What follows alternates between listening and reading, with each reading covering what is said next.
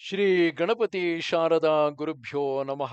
ಉತ್ತರಂ ಯತ್ ಸಮುದ್ರಸ್ಯ ಹಿಮಾದ್ರೇಶ್ಚೈವ ದಕ್ಷಿಣಂ ವರ್ಷಂ ತದ್ಭಾರತಂ ನಾಮ ಭಾರತೀಯತ್ರ ಸಂತತಿ. ಶ್ರೋತೃಗಳಿಗೆ ಶ್ರೀ ಸ್ಕಾಂದ ಮಹಾಪುರಾಣದ ಎರಡನೆಯ ವೈಷ್ಣವ ಖಂಡದ ಕಾರ್ತೀಕ ಮಾಸ ಮಹಾತ್ಮ್ಯದಲ್ಲಿ ತುಳಸಿ ಮಹಾತ್ಮ್ಯ ವರ್ಣನವೆಂಬ 8ನೆಯ ಅಧ್ಯಾಯಕ್ಕೆ ಸ್ವಾಗತ. ನಾರದನು ಕೇಳುತ್ತಾನೆ, ಕಮಲಾಸನ, ನಿನ್ನ ವಾಗಮೃತ ಪಾನದಿಂದ ನನಗೆ ಇನ್ನೂ ತೃಪ್ತಿಯಾಗಿರುವುದಿಲ್ಲ. ಮತ್ತೆ ಮತ್ತೆ ತೃಷ್ಣೆಯೇ ಹೆಚ್ಚುತ್ತಿದೆ. ಈ ವೃತ್ತಾಂತವನ್ನು ಮತ್ತೂ ಕೇಳಬೇಕು. ಬ್ರಹ್ಮನು ಹೇಳುತ್ತಾನೆ, ಕಾರ್ತೀಕ ಮಾಸದಲ್ಲಿ ಬೆಳಿಗ್ಗೆ ಸ್ನಾನ ಮಾಡಿ ಶುಚಿರ್ಭೂತನಾಗಿ ವಿಷ್ಣು ತತ್ಪರನಾಗಿ ಕೋಮಲವಾದ ತುಳಸಿ ದಳಗಳಿಂದ ದೇವದೇವನಾದ ದಾಮೋದರನನ್ನು ಪೂಜಿಸುವವನು ಮೋಕ್ಷವನ್ನು ಪಡೆಯುತ್ತಾನೆ. ಈ ವಿಷಯದಲ್ಲಿ ವಿಚಾರ ಮಾಡಬೇಕಾದುದಿಲ್ಲವು. ಯಾವನು ಭಕ್ತಿಯಿಲ್ಲದವನಾಗಿ ಸುವರ್ಣಾದಿಗಳಿಂದ ಪೂಜಿಸುವನೋ ಅವನ ಆ ಪೂಜೆಯನ್ನು ಭಗವಂತನು ಸ್ವೀಕರಿಸುವುದಿಲ್ಲವು. ಇದರಲ್ಲಿ ವಿಚಾರಿಸಬೇಕಾದುದು ಇಲ್ಲವು.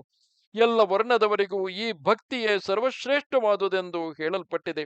ಭಕ್ತಿ ವಿರಹಿತವಾದ ಕರ್ಮವು ವಿಷ್ಣುವಿಗೆ ಪ್ರಿಯ ಕಾರಣವಲ್ಲ. ನಿತ್ಯವೂ ತುಳಸಿಯ ಅರ್ಧ ದಳದಿಂದಲೇ ಆದರೂ ಭಕ್ತಿಯಿಂದ ಪೂಜಿಸಲ್ಪಟ್ಟವನಾದರೆ ಸರ್ವೇಶ್ವರನಾದ ಭಗವನ್ ಶ್ರೀಹರಿಯು ತಾನೇ ಪ್ರತ್ಯಕ್ಷವಾಗಿ ಬರುತ್ತಾನೆ. ಪೂರ್ವದಲ್ಲಿ ವಿಷ್ಣುದಾಸನು ಭಕ್ತಿಯಿಂದ ತುಳಸಿ ಪೂಜೆಯನ್ನು ಮಾಡಿದ್ದರಿಂದ ಶೀಘ್ರವಾಗಿ ವಿಷ್ಣುಲೋಕಕ್ಕೆ ಹೋದನು.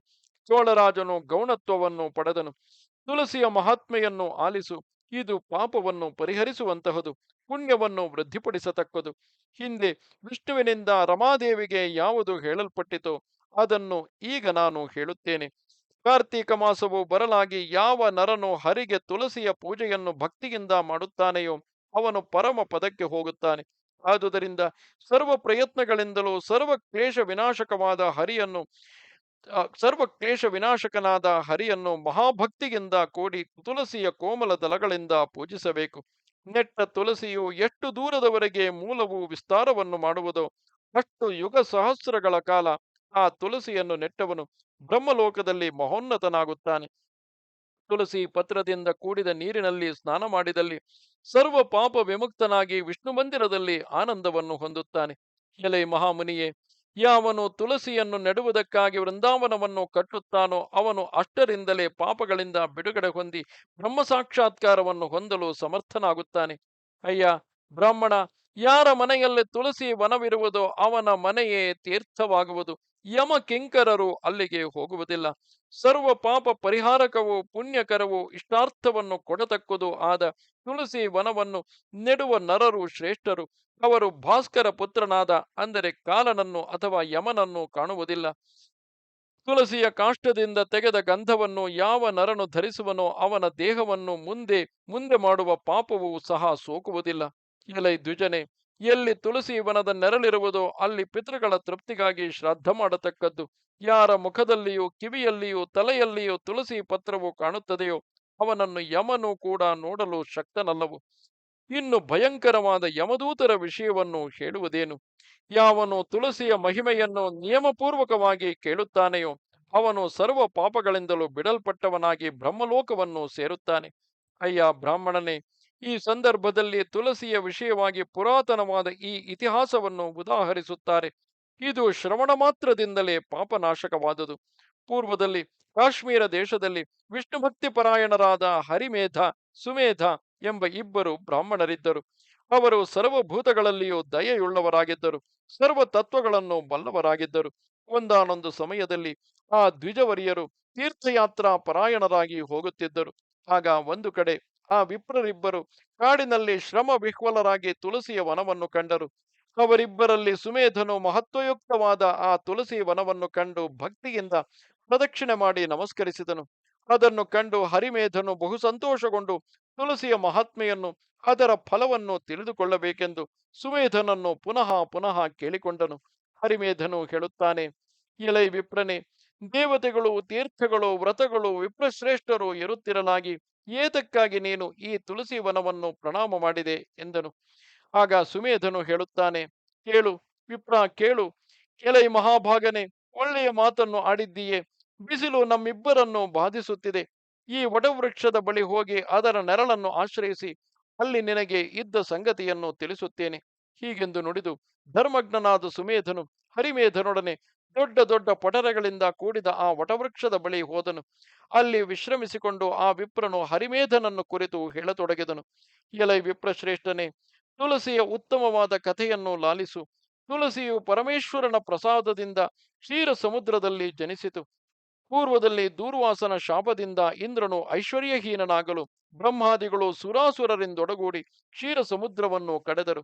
ಐರಾವತ, ಕಲ್ಪವೃಕ್ಷ, ಚಂದ್ರ, ಲಕ್ಷ್ಮಿ, ಉಚ್ಚೈಶ್ರವಸ್ಸು, ಕೌಸ್ತುಭ, ಧನ್ವಂತರಿ, ಹರಿತಕಿ ಮೊದಲಾದ ದಿವ್ಯೌಷಧಿಗಳು ಮೊದಲಾದ ಲೋಕಕ್ಕೆ ಶ್ರೇಯಸ್ಸಾಧಕಗಳಾದ ವಸ್ತುಗಳೆಲ್ಲವೂ ಅಲ್ಲಿ ಹುಟ್ಟಿದವು. ಬಳಿಕ ಅಜರಾಮರತ್ವವನ್ನು ಕೊಡುವ ಅಮೃತ ಕಲಶವು ಹುಟ್ಟಿತು. ವಿಷ್ಣುವು ಒಳ್ಳೆಯ ತಲವುಳ್ಳ ಶ್ರೇಷ್ಠವಾದ ಆ ಕಲಶವನ್ನು ಕೈಗಳಲ್ಲಿ ಹಿಡಿದು ನೋಡಿ ಮನಸ್ಸಿನಲ್ಲಿ ತಕ್ಷಣವೇ ಬಹು ಸಂತುಷ್ಟಿಯನ್ನು ಹೊಂದಿದನು. ಆ ಅಮೃತ ಕಲಶದಲ್ಲಿ ಮಹಾವಿಷ್ಣುವಿನ ಆನಂದಾಶ್ರು ಬಿಂದುಗಳು ಬಿದ್ದವು. ಕ್ಷಣವೇ ಸರ್ವಲಕ್ಷಣ ಸಂಪನ್ನಳು, ಸರ್ವಾಭರಣ ಭೂಷಿತಳು, ಮಂಡಲಾಕೃತಿಯೂ ಆದ ತುಳಸಿಯು ಜನಿಸಿದಳು. ಬ್ರಹ್ಮಾದಿ ದೇವತೆಗಳು ಅಲ್ಲಿ ಹುಟ್ಟಿದ ಲಕ್ಷ್ಮಿಯನ್ನು ತುಳಸಿಯನ್ನು ಹರಿಗೆ ಕೊಟ್ಟರು. ಭಗವಂತನಾದ ಶ್ರೀಹರಿಯು ಅವರೀರ್ವರನ್ನು ಪರಿಗ್ರಹಿಸಿದನು. ಆದುದರಿಂದ ತುಳಸಿಯು ಜಗತ್ಪತಿಯಾದ ಶ್ರೀಹರಿಗೆ ಬಹು ಪ್ರಿಯಳಾಗಿರುವಳು. ಆ ತುಳಸಿಯು ಸರ್ವ ದೇವಗಣಗಳಿಂದಲೂ ವಿಷ್ಣುವಿನಂತೆಯೇ ಪೂಜಿಸಲ್ಪಡುತ್ತಾಳೆ. ನಾರಾಯಣನು ಜಗದ್ರಕ್ಷಕನು, ತುಳಸಿಯು ಆತನಿಗೆ ವಲ್ಲಭೆಯು. ಎಲೈ ವಿಪ್ರನೆ, ಆದುದರಿಂದ ನಾನು ತುಳಸಿಗೆ ನಮಸ್ಕಾರ ಮಾಡಿದೆನು. ಈ ರೀತಿಯಾಗಿ ಹೇಳಿದ ಮಹಾತ್ಮನಾದ ಆ ಸುಮೇಧನ ಸಮೀಪದಲ್ಲಿ ಸೂರ್ಯನಂತೆ ಕಾಂತಿಯುಳ್ಳ ವಿಮಾನವೊಂದು ಕಾಣಿಸಿಕೊಂಡಿತು. ಎಲೈ ಮುನಿಯೇ, ಆಗ ಆ ವಟವೃಕ್ಷವು ಅವರ ಎದುರಿಗೆ ಬಿದ್ದು ಬಿಟ್ಟಿತು. ಹಾಗೆಯೇ ಆ ವೃಕ್ಷದಿಂದ ಇಬ್ಬರು ಪುರುಷರು ಹೊರಬಂದರು. ತೇಜಸ್ಸಿನಲ್ಲಿ ಸೂರ್ಯನಿಗೆ ಸಮಾನರಾಗಿ ಅವರು ತಮ್ಮ ಕಾಂತಿಯಿಂದ ಸಮಸ್ತ ದಿಕ್ಕುಗಳನ್ನು ಬೆಳಗುತ್ತಿದ್ದರು. ಅವರಿಬ್ಬರು ಹರಿಮೇಧ ಸುಮೇಧರಿಗೆ ಪ್ರಣಾಮ ಮಾಡಿದರು. ಹರಿಮೇಧ ಸುಮೇಧರಿಬ್ಬರು ಅವರನ್ನು ಕಂಡು ಭಯವಿಹ್ವಲರಾಗಿ ವಿಸ್ಮಯಾವಿಷ್ಟರಾಗಿ ದೇವ ಸಮಾನರಾದ ಅವರನ್ನು ಕುರಿತು ಹೀಗೆ ನುಡಿದರು. ಹರಿಮೇಧ ಸುಮೇಧರು ಎಂತೆಂದರು. ಅಯ್ಯ, ದೇವತೆಗಳಂತೆ ಬೆಳಗುತ್ತಿರುವ ನೀವು ಯಾರು? ಎಳೆಯದಾದ ಮಂದಾರ ಮಾಲೆಯನ್ನು ಧರಿಸಿದ್ದೀರಿ. ಆದ್ದರಿಂದ ನೀವು ಅಮರರೇ ಸರಿ. ಸುರರೂಪಿಗಳಾದ ನೀವು ನಮಗೆ ಪೂಜ್ಯರು. ನೀವು ನಮಸ್ಕರಿಸಲು ಅರ್ಹರಾದವರು. ಹೀಗೆ ಬ್ರಾಹ್ಮಣರಿಂದ ಸಂಬೋಧಿಸಲ್ಪಟ್ಟವರಾಗಿ ಆ ಮರದಿಂದ ಹೊರಬಂದವರು ಇಂತು ನುಡಿದರು. ನೀವೇ ನಮಗೆ ತಾಯಿ ತಂದೆಗಳು, ನೀವೇ ಗುರುಗಳು, ನಮಗೆ ಬಂಧು ಮೊದಲಾದವರು ನೀವೇ. ಇದರಲ್ಲಿ ಸಂಶಯವಿಲ್ಲವು. ಆಗ ಅವರಲ್ಲಿ ಹಿರಿಯನಾದವನು ಇಂತೆಂದನು. ನಾನು ದೇವಲೋಕದಲ್ಲಿ ಆಸ್ತಿಕನೆಂಬುವನು. ನಾನೊಮ್ಮೆ ಅಪ್ಸರೆಯರ ಗುಂಪಿನಿಂದ ಸುತ್ತುವರಿಯಲ್ಪಟ್ಟು ವಿಷಯಾಸಕ್ತ ಚೇತನನಾಗಿ ನಂದನವನಕ್ಕೆ ಕ್ರೀಡಾರ್ಥವಾಗಿ ಹೋದೆನು. ನನ್ನೊಡನಿದ್ದ ದೇವ ವನಿತೆಯರನ್ನು ಇಷ್ಟ ಬಂದಂತೆಲ್ಲ ಆಲಂಗಿಸಿಕೊಂಡೆನು. ಆ ಹೆಂಗಸರ ಮುತ್ತಿನ ಸರಗಳು, ಮಲ್ಲಿಗೆ ಮೊದಲಾದ ಮಾಲೆಗಳು ಅಲ್ಲಿ ತಪಸ್ಸು ಮಾಡುತ್ತಿದ್ದ ಋಷಿಯ ಮೇಲೆ ಬಿದ್ದವು. ಅದನ್ನು ಕಂಡು ಮುನಿಯು ಕೋಪಗೊಂಡನು. ಕುಪಿತನಾಗಿ, ಈ ಅಪರಾಧವು ಹೆಂಗಸರದಲ್ಲವು, ಅವರು ಪರತಂತ್ರರಷ್ಟೇ. ಈ ದುರಾಚಾರಿಯೇ ಶಾಪಕ್ಕೆ ಅರ್ಹನಾದವನು ಎಂದುಕೊಂಡು ನನ್ನನ್ನು ಕುರಿತು ನೀನು ಬ್ರಹ್ಮರಾಕ್ಷಸನಾಗಿ ವಟವೃಕ್ಷದಲ್ಲಿರು ಎಂದು ನುಡಿದನು. ನಾನು ಮನ್ನಿಸಬೇಕೆಂದು ಬೇಡಿಕೊಳ್ಳಲು ತುಳಸಿ ಪತ್ರ ಮಹಾತ್ಮೆಯನ್ನು ವಿಷ್ಣುನಾಮವನ್ನು ದ್ವಿಜನಿಂದ ಯಾವಾಗ ನೀನು ಕೇಳುತ್ತೀಯೋ ಆಗಲೇ ಶಾಪದಿಂದ ಬಿಡುಗಡೆ ಹೊಂದುತ್ತೀಯೇ ಎಂದು ವಿಶಾಪವನ್ನು ಕೊಟ್ಟನು. ಮುನಿಯಿಂದ ಈ ರೀತಿ ಶಾಪವನ್ನು ಹೊಂದಿ ಬಹು ದುಃಖಿತನಾಗಿ ಚಿರಕಾಲ ಈ ವಟವೃಕ್ಷದಲ್ಲಿ ವಾಸಿಸುತ್ತಿದ್ದೆನು. ದೈವಯೋಗದಿಂದ ನಿನ್ನ ದರ್ಶನವಾಗಿ ಆ ವಿಪ್ರಶಾಪದಿಂದ ಶಾಶ್ವತವಾದ ಮುಕ್ತಿಯುಂಟಾಯಿತು. ಇನ್ನು ಎರಡನೆಯವನ ಕಥೆಯನ್ನು ಲಾಲಿಸಿರಿ. ಈತನು ಪೂರ್ವದಲ್ಲಿ ಒಬ್ಬ ಮುನಿಶ್ರೇಷ್ಠನು, ಗುರು ಶುಶ್ರೂಷೆಯಲ್ಲಿ ನಿರತನಾಗಿದ್ದನು. ಆಗ ಗುರುವಿನ ಆಜ್ಞೆಯನ್ನು ಕಡೆಗಣಿಸಿ ಬ್ರಹ್ಮರಾಕ್ಷಸತ್ವವನ್ನು ಹೊಂದಿದನು. ನಿಮ್ಮ ಪ್ರಸಾದದಿಂದ ಈಗ ಬ್ರಹ್ಮಶಾಪದಿಂದ ಬಿಡುಗಡೆ ಹೊಂದಿದನು. ನೀವು ಕೂಡ ಈಗ ತೀರ್ಥಯಾತ್ರೆಯ ಫಲವನ್ನು ಸಾಧಿಸಿಕೊಂಡಿರಿ. ನಿಮಗೆ ದಿನೇ ದಿನೇ ಉತ್ತರೋತ್ತರವಾಗಿ ಪುಣ್ಯಗಳು ಹೊಂದುತ್ತವೆ. ಹೀಗೆಂದು ನುಡಿದು ಆ ಮುನಿವರರಿಗೆ ಪುನಃ ಪುನಃ ಪ್ರಣಾಮ ಮಾಡುತ್ತಾ ಅವರಿಬ್ಬರನ್ನು ಅನುಮತಿಗೊಳಿಸಿ ಬಹು ಸಂತೋಷದಿಂದ ತಮ್ಮ ದಿವ್ಯಧಾಮಕ್ಕೆ ಹೊರಟು ಹೋದರು. ಬಳಿಕ ಶ್ರೇಷ್ಠರಾದ ಆ ಮುನಿಪುಂಗವರಿಬ್ಬರು ಪುಣ್ಯಕರವಾದ ತುಳಸಿಯನ್ನು ಪ್ರಶಂಸೆ ಮಾಡುತ್ತಾ ತೀರ್ಥಯಾತ್ರೆಗಾಗಿ ಹೊರಟು ಹೋದರು. ನಾರದ, ತುಳಸಿಯ ಮಹಾತ್ಮ್ಯವು ಇಂತಹುದು. ಇದನ್ನು ಯಾವನು ತಾನೇ ವರ್ಣಿಸಿಯಾನು. ಆದ್ದರಿಂದ ಹರಿಗೆ ಸಂತೋಷವನ್ನುಂಟು ಮಾಡುವ ಈ ಕಾರ್ತೀಕ ಮಾಸದಲ್ಲಿ ತುಳಸಿ ಪೂಜೆಯನ್ನು ಮಾಡತಕ್ಕದ್ದು. ಈ ವಿಷಯದಲ್ಲಿ ವಿಚಾರ ಮಾಡಬೇಕಾಗಿಲ್ಲವು. ಎಲೈ ಮುನಿಶ್ರೇಷ್ಠನೇ, ಹೀಗೆ ನಿನಗೆ ಕಾರ್ತೀಕ ಮಾಸದ ಅಂಗವ್ರತಗಳನ್ನು ತಿಳಿಯ ಹೇಳಿದೆನು. ಇನ್ನು ಮುಂದೆ ವಾಲಖಿಲ್ಯರಿಂದ ಹೇಳಲ್ಪಟ್ಟ ಉಪಾಂಗ ವ್ರತಗಳನ್ನು ಹೇಳುತ್ತೇನೆ ಕೇಳು. ಇಲ್ಲಿಗೆ 81,000 ಶ್ಲೋಕಗಳ ಸಂಹಿತೆಯೆಂದು ಪ್ರಸಿದ್ಧವಾದ ಶ್ರೀ ಸ್ಕಾಂದ ಮಹಾಪುರಾಣದ 2ನೆಯ ವೈಷ್ಣವ ಖಂಡದ ಕಾರ್ತೀಕ ಮಾಸ ಮಹಾತ್ಮ್ಯದಲ್ಲಿ ತುಳಸಿ ಮಹಾತ್ಮ್ಯ ವರ್ಣನವೆಂಬ 8ನೆಯ ಅಧ್ಯಾಯವು ಮುಗಿದುದು. ನಮಸ್ತೆ ಶಾರದೆ ದೇವಿ ಕಾಶ್ಮೀರ ಪುರವಾಸಿನಿ ತ್ವಾಮಹಂ ಪ್ರಾರ್ಥೆಯೇ ನಿತ್ಯಂ ವಿದ್ಯಾದಾನಂಚ ದೇಹಿಮೆ. ನಮಸ್ಕಾರ.